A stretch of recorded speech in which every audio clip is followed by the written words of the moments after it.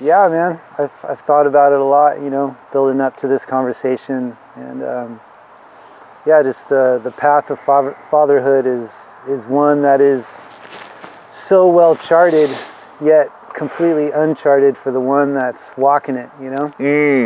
And I thought, just leading up to today's conversation, I just thought, I just really have a theme that I just really want to thank my ancestors, you know, and I just want to just have so much gratitude for the life I have now, and I just pray that I'm really fulfilling their dreams, because when I look back in my family line, there's a lot of sacrifice that happened, a lot of hardship, and yeah, I just been kind of thinking like the way that I'm choosing, you know, very consciously to be a dad, you know, is kind of the way that I'm forming my ultimate like love letter to my ancestors, to say thank you, you know. Really want to, yeah, I just wanted to bring that in to our conversation in a big way, because I feel like, you know, because of all the sacrifice and all the suffering that, you know, my parents did, that my grandparents, my great-great-grandparents, I mean, the story, it goes way back to Russia when they had to, you know, they escaped the pogroms coming over here, and found out that we had ancestors like in South America that we didn't even know about till like 5 years ago, because everyone just kind of scattered when the government came down on the Jewish people there. And yeah, so just, I don't know, just in my personal experience, you know, I'm just realizing that as I, you know, try to empower my kids the best I can, you know, just to build people really love themselves, really understand themselves, have confidence, and can just really cultivate a gift to the world. That's just how I'm saying thank you for all the sacrifice to the ones that were before me in my line, you know.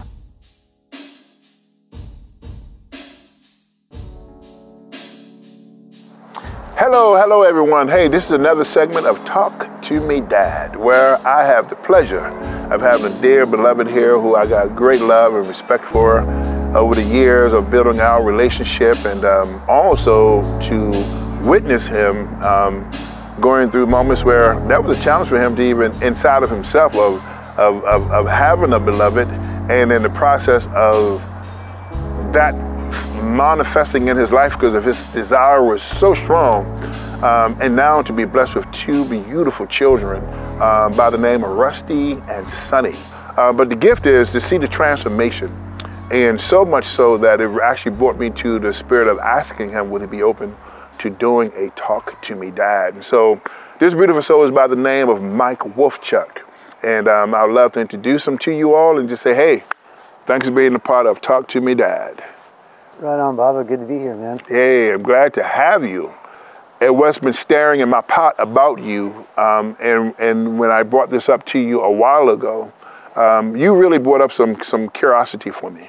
And that space was around the whole imbalances in the whole racial thing that's been happening in the world. And I know you have some major concerns, because your concerns definitely trickle down to, man, my children. You know, and what is it that you would love to bring them to a space of awareness and to see life through a different lens based on how society is. So where are you with that?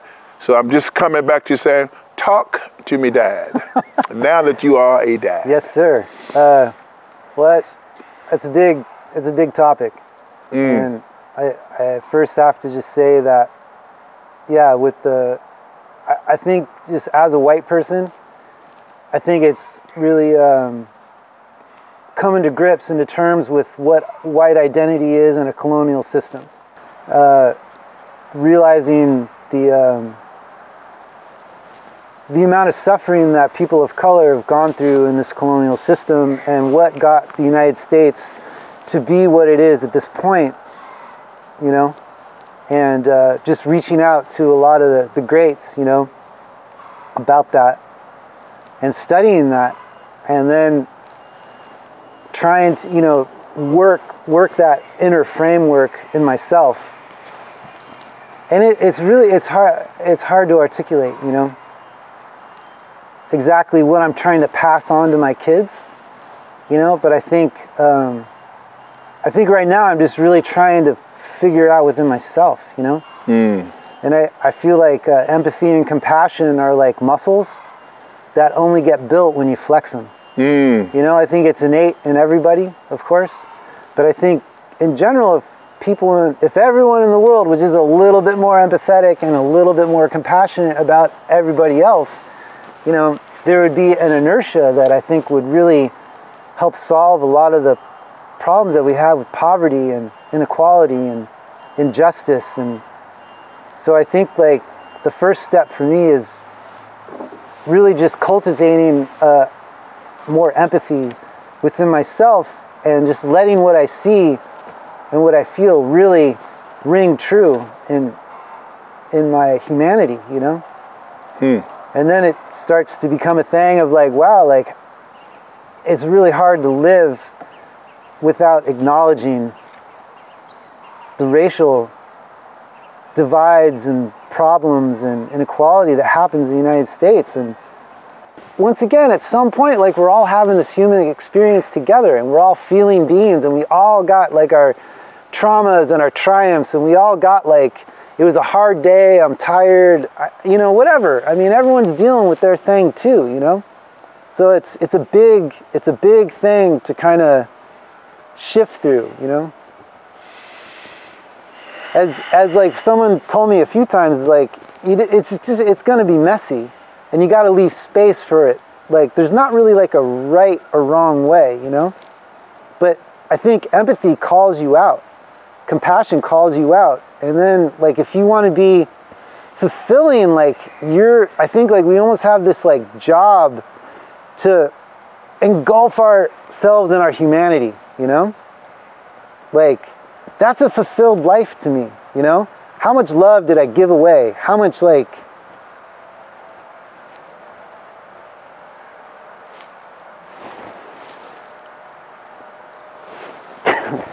Excuse me.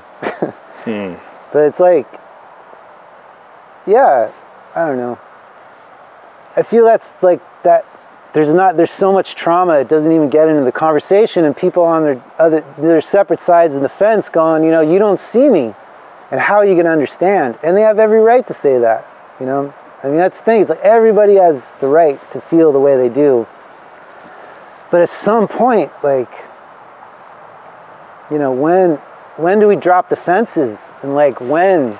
And I just am realizing you can only do that in yourself, right? So I don't know. I don't really know how to answer that question so good, like what I'm doing for the kids, but like I said before, you know, Rusty knows who George Floyd is. You know, he knows what happened there. And he's starting to figure out some of the systems that are in play, you know, that are here. So it's tricky. It's tricky to try to articulate. I don't know. You know, with a limited I feel understanding, and I'm not going to say limited, but with an understanding that at the time of George Floyd's murder, which was, we're into 2 years now? Couple of years almost. Couple of years. So Rusty was then 4 years old. And with you knowing our history way before then, this is what he was born into. Right. And so to hear you say that says a lot. Because literally, you're the first person in me having this interview, even when I approach you, that you brought that up. You brought up this whole thing about racial imbalances and like, man, I don't want to raise my children up into this, you know. It's like, man, I got to, you know, and I felt that about you. Right. And so to actually start a talk to me dad out in this particular conversation is very unique.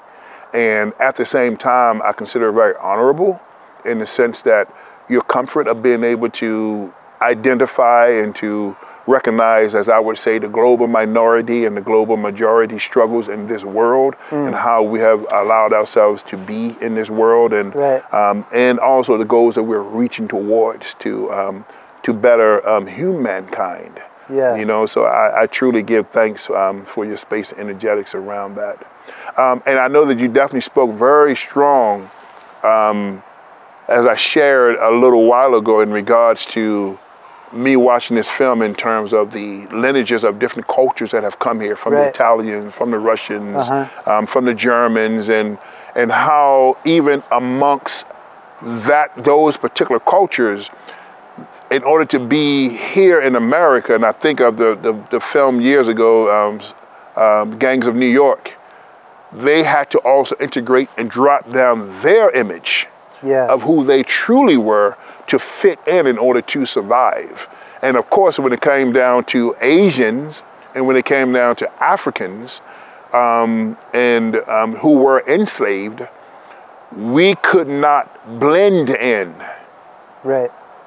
to say we were in order to accomplish, and then to know that your culture or the culture in which you were a derivative of had to mix in order to be a part of. You know, how has that affected you, and in what ways is it affecting you, even in terms of being, you know, being a father? Well, I mean, I just first have to give all gratitude and respect to Africa, man, because Africa is that low pro melting pot ingredient that completely transformed the culture of America. I mean, like, we look at like jazz, hip hop, just to name just those. You know, some of the greatest Americans ever produced were African Americans. You know, Martin Luther King, James Baldwin, Maya Angelou. You know, it's like, so I just feel like, you know, culturally, I've been completely like immersed in these contributions of Africa my whole life here, you know, even in just listening to rock and roll, you know. You didn't even have to go past Led Zeppelin, man. Like, you know, that was Africa. You know, it's deep to start like examining the roots to figure out what brought our culture to what it is now, you know. And so, like, I don't know, like Rusty knows who Umu Sungari is, right? I mean, he knows a lot of African music, or Ladies Blacksmith Mambazo, like, hears it all the time. It's that polyrhythmic expression. His mind is understanding that, and I think it's an expansive tool to any psyche, man. Polyrhythmic approach just opens up your mind and your body and lets your heart come out, you know? That's what I love so much about African music, you know? And all the people I've studied with, and all the, you know, the blessings with Lansana and Siddiqui, you know, Diallo, and all these people I studied with, that's what they taught me how to expand inside myself. You know, that culture, man, is, yeah, it's beyond words, you know, for the gratitude that I have. So I think the biggest thing that I can do as a parent is just simply play the music for my kids and celebrate and dance, you know, and I don't know, just be with them in my love for African culture, you know, and all the other culture. I mean, I love all musics from all over the world. Yeah. But specifically in America, sometimes I wonder if that credit is really given to the African influence of our culture, like in a real way. And I just don't see it like it should be, personally, you know? So yeah, this is a huge tragedy, man. I feel like it's like a slow moving avalanche, it feels like. We're not getting through it, and we're just like, it's so thick as a society, you know. If you look at America as a society, like, we're not getting through it together.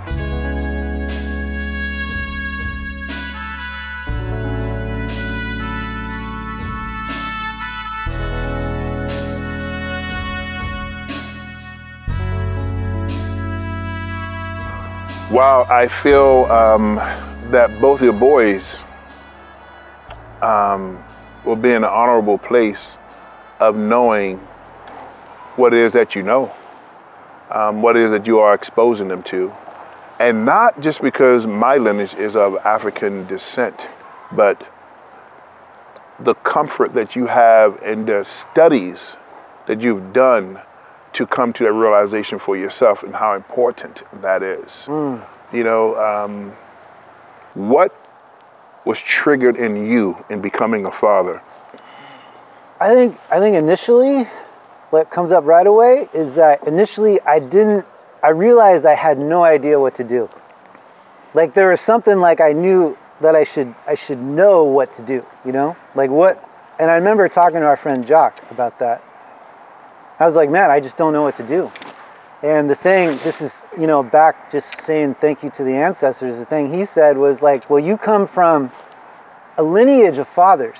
It's in you, it's in your DNA, it's in your cells to be a father, you know? Just let it flow, man. And something, you know, because something like really clicked, I think, that it actually is such a natural experience that I don't necessarily need to study about how to be a father. You know, of course, like there's books you can read, you can get tips, whatever, obviously, but it's innate, you know? And just to kind of trust that process that it unfolds. And I think the first thing that came out for me is just, it's stone cold service. You know, it's like, that's it. Like, you're serving, number one, you know? And just like, if you can get that piece, like for me, it was just getting that locked in, and it took some time to learn how to serve, you know? Because service is not, what I learned is it's not about being right, you know? It's about how can I help? And if I'm wrong, I don't need to get defensive about that or feel bad about that, you know, but it's mostly just like checking with my partner, Colleen, like, how can I help? What can I do to make this job easier for you, especially in the postpartum months, you know? Because I think men really should, essentially, they got to make a postpartum survival kit for themselves. You know? Because it's heavy, man. It's so heavy. It's like, there's just so much, it's such a dynamic situation when your partner's recovering from the birth and the baby too, and whatever happened, because it's all over the map, you know? I mean, you can have the most perfect birth, the most, you know, beautiful, like everybody's just healthy, and it's a huge recovery, you know, because it's, I mean, what the body goes through. And then if there's any complications or whatever, I mean, it's a deep thing. The woman just completely gives it over, right? Like they sacrifice everything. So I don't know, just, it's not about matching that sacrifice, but it's like sitting in your role and serving the best you can. You know, because it's not, I mean, that's another thing. It's like, it's like you can't match the woman's role, right? That's why I've told you, like, and once again, I don't want to offend any viewers, but I'm not a we're pregnant person. And if people want to say we're pregnant, that's great, but I don't know. I just feel like the women, they go through so much with their bodies completely change. They go through, I mean, the birth, then the nursing, everything after. It's like, I'm part of the process, but I wasn't pregnant, you know? Because it's just so massive. What I'm appreciating is I'm hearing major transformation in a person that I knew then and who I know now. And I feel a level of responsibility that just naturally showed up and you stepped in. And I love your innocent perception of it's not about being right or being wrong. It's just how can I help, and hopes that I am doing my best in the midst of. And to look down at two, but to look down at your likeness and to identify, as you spoke a little earlier, about the lineage and how that process, like, it is existing right now as we speak. If you don't mind, how is that for you to look over and to see now the new and the one before, to see you, little mini me's, you know? Well, I mean, it's, yeah, I mean, it's the biggest blessing of all, man. For me, you know, like there's nothing that I'd rather be doing. I mean, it is a profound gift to, escort these little beings along and then kind of set them off, you know, let them go and get out there and do their thing, you know? I feel like in a world where everyone's really seeking their contribution, you know, or at least hopefully on how to improve the world, right? Like there's so many things that are broken. There's so much to, you know, there's so much that needs attention, and that I just thought, you know, initially, like me and Colleen talked about it a lot, just like we wanted to have kids to raise some children to help make the world a better place, you know, just that simple. And once again, you know, with the blessing of our ancestors and our parents right now, and just to kind of cultivate a home that, you know, is going to bring some kids out there that can really, really help with what's going on, because I feel like the earth is calling us, man. You know, there's a lot going on. The population is calling us. Like, we all got to get our game better and serve, you know, because there's so much, yeah, I mean, there's a lot of love, man. There's a lot going on that's beautiful, and I give gratitude for that every day, all the beautiful things I see. But you don't got to look in the news for too long to kind of see, like, whoa, like, we got some challenges here and facing us in the future, you know, with climate change and these things. It's like, so the kids, I mean, they're coming in like so wired too. I mean, they're just ready to go. Like, Rusty's 6 and he's already planning to be a scientist, and he wants to do animal rescue. And it was an old saying in the scriptures, what was hidden from the wise and the prudent shall be revealed to the babes and the sucklings. And I listen to the minds and the hearts of these young folks, man. It's like they're not shying away, and it's not about telling that old story anymore, you know. And it's like we have a commitment to truth that best that we know how, you know, and not to hide. And Rusty is one who I've had the pleasure of being around. He will question you. He will question you until clarity is understood for him. And it's go, oh, you know, so yeah. Well, see, I mean, and that's a good thing, you know, because it's almost that thing of like, I've learned that you can't just tell your kids how you want them to be. You got to be that way. You know, you got to be what you want your kids to end up to be. If you have like a prayer for them or an intention or a vision, you know. So it's like takes a lot of like for me, it's been, you know, getting honest with that it hasn't been easy, you know. Like looking at the things in myself that, you know, I don't want Rusty to do that, you know. Like straight up, like I don't want him to think that way. Like, so maybe there's a couple belief systems, you know, that I've been working on heavy, because I want him to be free of whatever that is, you know. He doesn't need to get that from me. And like one of the biggest things that I've been working on is like just realizing how we teach our children through our reactions, and that's how we shape their personalities, you know. It's not like our idealistic, here I am, totally controlled, and like, oh, I'm going to say this and this. It's more like when I'm tired, you know, when I'm annoyed, if I'm feeling pressure and I snap at him, or it's in my reactions that I'm not necessarily controlling, that he's actually really getting my parenting, you know. So I've done a lot of work to really bring down my fuse, you know, to be at a way lower boil just in general. For him and for Sonny, you know. Well, and Colleen too. But she wouldn't take it at all.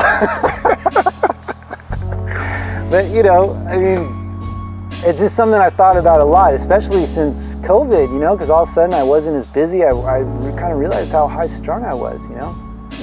And I've just really been trying to bring that down so I can just be a more nurturing parent and like really tune into how my kids feel, you know.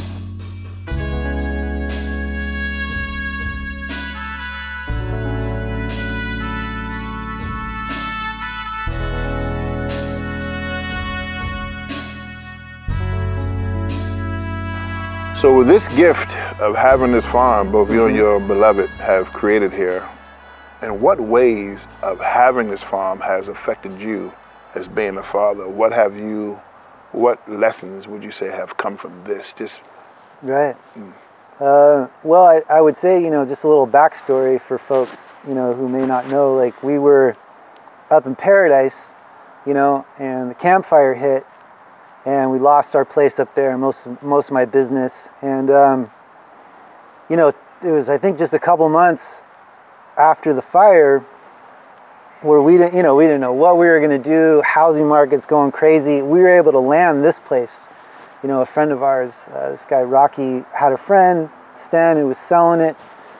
And so we got hooked up and got this place. So just right there, being able to get this farm gave our family a place to land amidst a pretty traumatic situation for the whole area, you know? And just being able to ground, have something solid for Rusty, I think was massively settling, you know, because we were settled, right? Like we weren't worried, like we had a place, you know? And I think just from that, I mean, couldn't have been a bigger blessing to have a kid who's 3.5, feel his parents settled, you know, after losing everything in the fire, you know? And then, you know, just having this amount of land, like Rusty's learning how to take care of animals, how to, you know, we have a garden, like Colleen's teaching him how to garden. He's learning how to build. You know, the kids get to run around a lot. That's nice. You know, we got a big yard. They can kind of, you know, can't necessarily get lost, but then get away from the house, you know. Get to interact. We got a lot of trees here, so they can interact with nature a bit. There's a lot of birds, so he's learning how to identify birds a bit, you know. Yeah, so the farm is a huge blessing for our family, for sure, man. Wow, you actually just took me down a memory lane. Yeah. In my years as a youth, I always visited my grandmother in Virginia. East Coast is where I'm from, in Baltimore. And the difference between city life and living in nature taught me so much. And it was also felt amongst my friends. When my siblings and I, when we were all returned back for the whole summer, every year as youth, we showed up with red dirt everywhere, all over us. And people were like, where y'all get red dirt from? You know, Right. But there was something about nature itself that taught us a lot, because there we could go bare feet. Nice. And I knew how to track animals. I learned from them, you know, my cousins that were there. You know, go fishing in the creeks and things of that sort. And I'm grateful that my parents allowed for that to take place, because it actually molded and shaped me being here. And I see that in Rusty.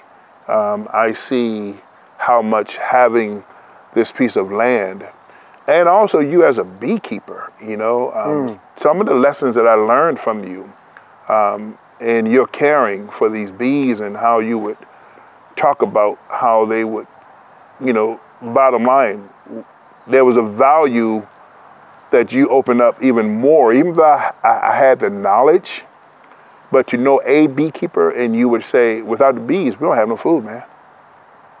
Without the bee, there isn't no us, you know? So feeling that this gift of having this piece of land, and have an opportunity to witness the shift within you, whom I've seen have grown tremendously, a lot, I must say. As a father, I'm grateful for this blessed opportunity. So let me ask you 2 questions. All right. And who you are right now as a father, what advice or what word of wisdom that you would love to share to fathers out there?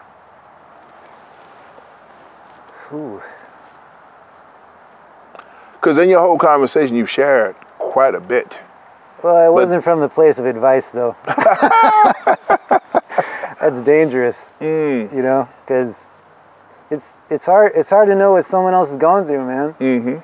You know, I mean, I just think be kind to yourself, you know, if that could be labeled advice, you know, because I think as we criticize ourselves, like, you know, that's blocking us from being in tune with what's happening a little bit, you know. At least it was for me. So I don't know, maybe, you know, I don't know. That's just my experience, you know. But I don't know. I just got to bring back service. I you know, at some point, I think it just really falls into just engaging 100% into service towards the family, you know. But, I appreciate that. right on. You know, to me, this is a spirit of immortality. Because see, we're going to have the opportunity to look at this 20 years from now. We can have the opportunity of looking at this 10 years from now. Rusty can go back and go, wow.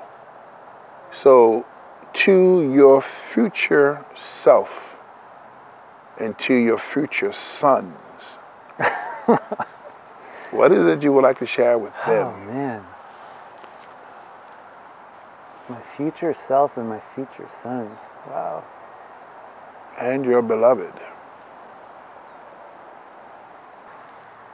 Well, I'd like to tell you guys, first of all, that I love you, and I'm doing the best I can right here. And yeah, what an amazing honor it is to be part of your family, our family. I look forward to seeing you in 10 or 20 years.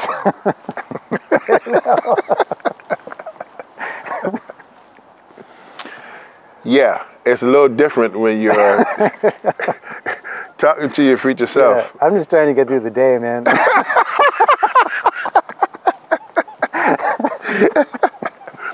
So if you don't mind, beloved, let's close this out with a nice little sound here. All right.